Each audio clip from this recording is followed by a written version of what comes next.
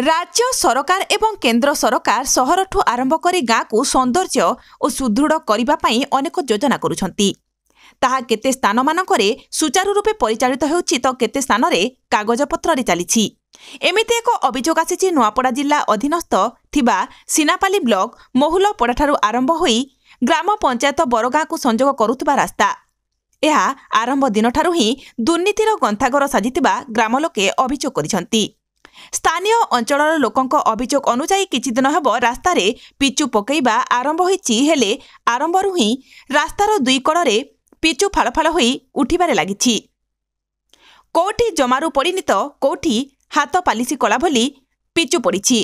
रास्ता काम सरिबारे बसिलाणी, हेले ए पर्यंत सूचना फलक बोर्ड मध्य लेखा जाय नाही। से भली दुर्नीति और मन इच्छा कार्य को नहीं वर्तमान अंचलर जनसाधारणक मनरे तीव्र असंतोष प्रकाश पाइछि एवं तांकर दाबी रहुछि अति शीघ्र विभागीय अधिकारी रास्ता कार्य को तदंत करी उक्त कार्य रे नियोजित रहितबा ठिकादार प्रति दृढ़ कार्यानुष्ठान ग्रहण करिबा सह रास्ता कार्य को नूतन भावे करिबा पई दाबी रखिछंती।